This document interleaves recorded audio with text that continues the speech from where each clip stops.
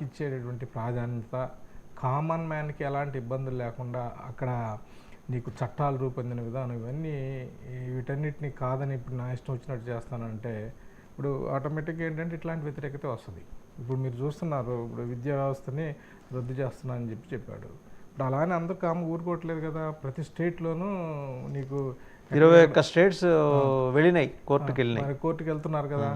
ఇప్పుడు మరి అది అంటే ఇప్పుడు నీకు నేను ప్రెసిడెంట్ని, నాకు ఏమంటారు దాన్ని, నాకు ప్రత్యేకమైనటువంటి పవర్స్ని లేదంటే నాకున్నటువంటి పవర్స్ని ఉపయోగించి నేను నా ఇష్టం వచ్చినట్టు చేస్తాననేది అది కరెక్ట్ కాదు. నేను ఇంతకుముందు కూడా చెప్పాను నేను మీకు ఏంటంటే, ఒక బిజినెస్ మ్యాన్కి రియల్ పాలిటీషియన్కి అంటే నీకు దేశాభివృద్ధి, ప్రజల కోసం, ప్రజల బాగోగులు మంచి ఆలోచన చేసే కైండ్ ఆఫ్ రియల్ పాలిటీషియన్స్ అయితే వాళ్ళ ఆలోచన విధానం డిఫరెంట్గా ఉంటుంది. కానీ ఇట్లాంటి అడ్వర్ట్ ఆలోచనలు ఉన్నప్పుడు ఏమవుతుందంటే నీకు జరిగే మంచి కన్నా నీకు నష్టం ఎక్కువ ఉంటుంది. అది ఎవరికి ప్రమాదం? నీకు ఇప్పుడు అమెరికాకి ప్రమాదం. ఇప్పుడు మనలాంటి వాళ్ళు అమెరికా వెళ్ళి అక్కడ సెటిల్ అయ్యి ఎందుకు అక్కడికి వెళ్ళినా మనకి అంటే it's a kind of a great country, చాలా మంచి ప్రజాస్వామిక విలువలు ఉన్నటువంటి ఆ కంట్రీలో ల్యాండ్ ఆఫ్ ఆపర్చునిటీస్ అంటాం.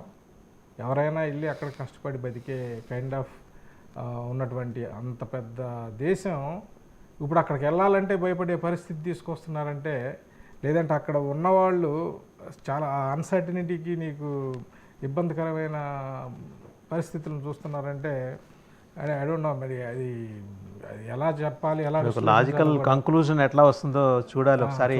మామిడి గిరిధర్ గారి దగ్గరికి వెళ్ళాం. సార్ గిరిధర్ గారు, చివరిలో ఆయన ఇంకో మాట ట్వీట్ చేసి, if justice Roberts and the United States Supreme Court do not fix this toxic and unprecedented situation immediately our country is in very serious trouble. Krishnasastri బాధ ప్రపంచానికి బాధ అని మనకి సామెత ఉంది. ప్రపంచం బాధ శ్రీశ్రీది అయితే కృష్ణశాస్త్రి బాధ ప్రపంచం. ఇవాళ డొనాల్డ్ ట్రంప్ కృష్ణశాస్త్రి అయిపోయినట్టు అనిపిస్తుంది. ఏమంటారు? ఆయన చెప్పినట్టు లాజిక్ లేదని మనం ఎలా అంటున్నాం?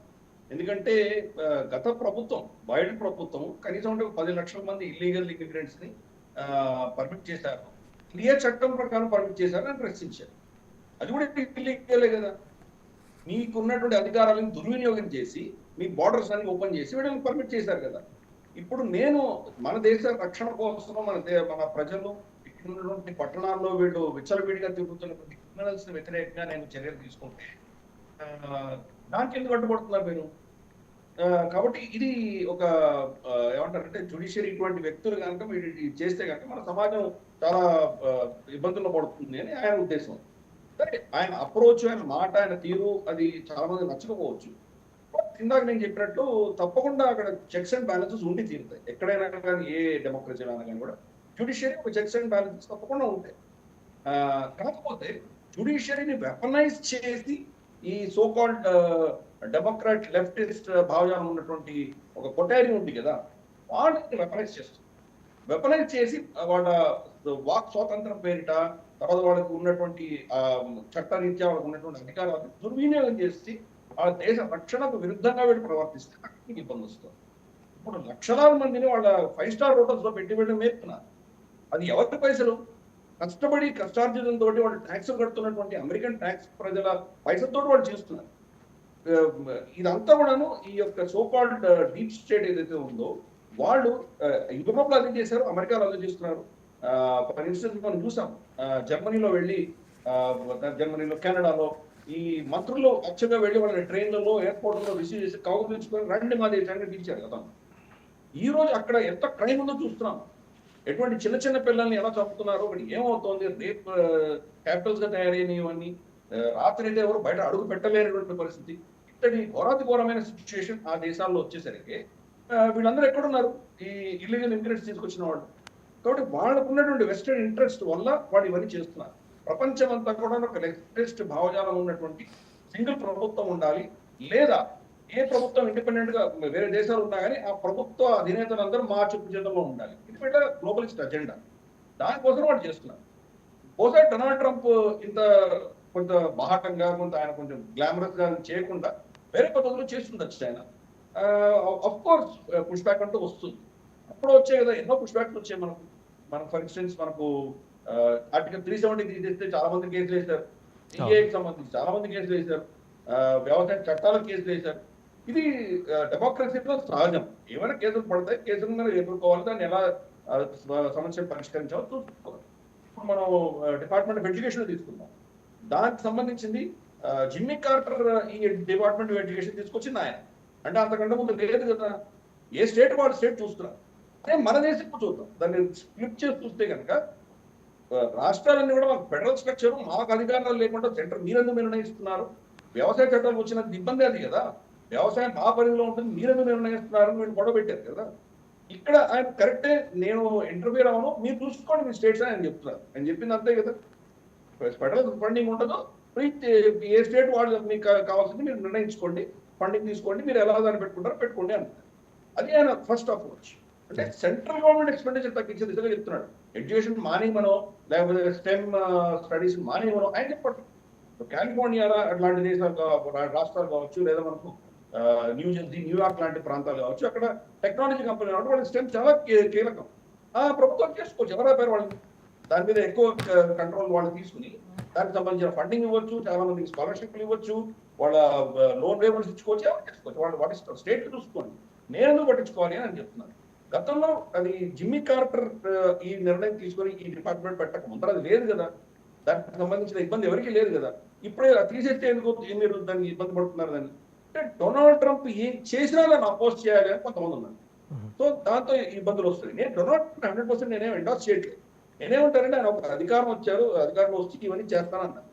2-3 ఉన్నాయి. ఒకటి డెట్ తగ్గించడం, అప్పులు తగ్గించడం. 2 ఈ ఎడ్యుకేషన్ డిపార్ట్మెంట్ పేరిట వాళ్ళు పనికి మాలిన చెత్తని స్కూళ్లలో, కాలేజీల్లో తీసుకెళ్తున్నారు. ఎడ్యుకేషన్ ఈ వోక్ కల్చర్ అంటాం కదా, వాటిని తీసుకెళ్తున్నారు. ఇన్ఫాక్ట్ గెవిన్ న్యూసమ్, కాలిఫోర్నియా గవర్నర్, ఆయన ఒక చట్టం తీసుకొచ్చారు. పిల్లలు కనుక మేము వాళ్ళకు ఉన్నటువంటి లింగ నిర్ధారణ వాళ్ళు కనుక మనసులో మేము అమ్మాయి కనుక నేను అబ్బాయి అని అనుకున్నానంటే కనుక ఆ విషయం టీచర్లు, పేరెంట్స్ చెప్పకూడదు, తల్లిదండ్రులు చెప్పకూడదు. చెప్తే ఆ యొక్క వ్యక్తి యొక్క ఆలోచనకి, ఆ చిన్నపిల్లకు ఉన్నటువంటి హక్కుకి భంగం కలుగుతుంది. తల్లిదండ్రులు ఏదో ఒత్తిడి తీసుకొస్తారు కాబట్టి మీరు చెప్పాల్సిన అవసరం లేదు అంట. ఇది ఎక్కడ న్యాయం? ఇంకా వాళ్ళు ఏంటో తెలియదు, చిన్న పిల్లలు, వాళ్ళు 12-13 ఏళ్ళ పిల్లలు, వాళ్ళకి మీరు ప్యూబర్టీ బ్లాకర్స్ వేయడం ఇవన్నీ అంటే కిరాతకంగా చేస్తున్నారు మనం చూస్తున్నాం. అందుకనే ఆయన ఫండింగ్ నుంచి ఇవన్నీ జరగడానికి వీల్లేదు. నేను సెంట్రల్ గవర్నమెంట్ నుంచి ఇవ్వను, మీరేం చేసుకుంటే చేసుకోండి అంటారు. గెవిన్ న్యూసమ్ స్పష్టంగా చెప్పాడు, మీరు మేము ఫెడరల్ కంట్రీ ఇది మనది, మీరు మా మీద ఇష్టం వచ్చినట్టు చెప్తే మేము ఒప్పుకోము అని గెవిన్ న్యూసమ్ ఆల్రెడీ డొనాల్డ్ ట్రంప్ గెలిచినప్పుడు ఆయన స్టేట్మెంట్ కూడా ఇచ్చాడు. కాబట్టి మనకు ఇది ఒక స్టేట్ సబ్జెక్ట్ లాంటి మన దేశంలో. కాబట్టి లెట్ స్టేట్స్ డిసైడ్ అని ఆయన చెప్తున్నాడు. నేను ఎందుకు ఖర్చు పెట్టాలి మీ మీద, మీరు చేసుకోండి అంటున్నాడు. సపోజ్ నిజంగా కనుక వాళ్ళు చేసుకోలేనటువంటి పరిస్థితుల్లో మాకు ఫండింగ్ సపోర్ట్ కావాలి అన్నప్పుడు అది వేరే విషయం. ఇండివిజువల్ స్టేట్స్ మళ్ళీ అప్రోచ్ అయ్యి ఫెడరల్ గవర్నమెంట్ తీసుకోవడం వేరే విషయం. ఓవరాల్ గా నేను ఇంటర్ఫియర్ అవ్వను, ఇది నీ సబ్జెక్ట్ మీరు హ్యాండిల్ చేయండి చెప్తున్నారు. అది యాక్చువల్గా మీరు స్వాగతించవలసిన విషయం. ఇప్పుడు 21 మంది కోర్టులు వెళ్ళారు, 21 స్టేట్స్ వెళ్ళాయి. సుప్రీంకోర్టు నిర్ణయిస్తుంది అల్టిమేట్ గా వాళ్ళ స్టేట్స్, ఇండివిజువల్ స్టేట్స్ ఏం డెసిషన్ వచ్చినా ఇక సుప్రీంకోర్టుకి వెళ్తుంది. ఎందుకంటే ఫండింగ్ ఫెడరల్ ఫండింగ్ కాబట్టి సుప్రీంకోర్టు ఏం నిర్ణయిస్తుందో చూద్దాం. డొనాల్డ్ ట్రంప్ అందుకనే ఆయనకు ఉన్నటువంటి పరిధిలో ఆయన చేసేటువంటి చర్యలు ఆయన చేస్తున్నారు. పుష్ బ్యాక్ కూడా వస్తున్నాయి, చట్టాలు కూడా దాన్ని పుష్ బ్యాక్ చేస్తున్నాయి. అల్టిమేట్ గా ఇవన్నీ ఏమవుతాయంటే కోర్టుల్లో తేలుతాయి. కోర్టులు మరి వారు అన్నట్టు మనం బహుశా 1 సంవత్సరం 2 సంవత్సరాలు తేలొచ్చు. ఇంత లోపల మరి అక్కడ పొలిటికల్ సమీకరణలు ఎలా మారుతాయో తెలియదు. ఒక 2 సంవత్సరాల్లో మళ్ళీ మిడ్ టర్మ్ ఎన్నికలు వస్తే ఏదో సెనేటో లేకపోతే కాంగ్రెస్ ఏదో ఒకటి రిపబ్లిక్ స్టేట్ జారిపోయిందంటే తర్వాత వచ్చారంటే 2 ప్రెసిడెంట్ అవుతారు. ఈయన ఏం చేసినా కానీ ఎందుకు శక్తి ఉండదు. వాళ్ళు అక్కడ మళ్ళీ ఒక హౌస్ లో ఏదైతే డెమోక్రాట్స్ మళ్ళీ చేంజ్ ఇచ్చుకుంటారో వాళ్ళు తెచ్చే ప్రపోజల్స్ అన్ని వాళ్ళు రిజెక్ట్ చేస్తూ కూర్చుంటారు. కాబట్టి అదే పరిస్థితి వచ్చింది కదా, లాస్ట్ లో ఆయన ఏం చేయలేకపోయాడు. కాబట్టి అటువంటి పరిస్థితి వస్తే మనం చెప్పాలి. అందుకని ఇవన్నీ కూడా ఏంటంటే ఆయన ఉన్నటువంటి ఇప్పుడు ఆయనకు 2 ఏళ్ళు ఆయనకు ఒక లిటరల్ అబ్సల్యూట్ మెజారిటీ ఉంది. ఈ 2 ఏళ్ళు నేను ఏం చేయగలను చేస్తాను అని కూర్చుంటాను. సో దాంట్లో కొన్ని సక్సెసెస్ ఉంటాయి, కొన్ని ఫెయిల్యూర్స్ ఉంటాయి. సో దాన్ని మనం అడ్మినిస్ట్రేటివ్ దృష్ట్యా చూడాలి కానీ అదేదో ఒక పెద్ద మేజర్ ఇష్యూగా మనం చూడకూడదు. ఇది నడుస్తూనే ఉంటాయి డెమోక్రసీలో, తూతూ మేమే నడుస్తూనే ఉంటాయి, పర్వాలేదు, ఇట్స్ ఓకే. ఒకసారి డాక్టర్ ఫణిరాజ్ కుమార్ గారు డాక్టర్ ఫణిరాజ్ కుమార్ గారు, ఎమోషన్స్ని కలిపేసి ఆయన నిర్ణయాలకి దానికి వాల్యుయేషన్ చేస్తున్నారా డొనాల్డ్ ట్రంప్?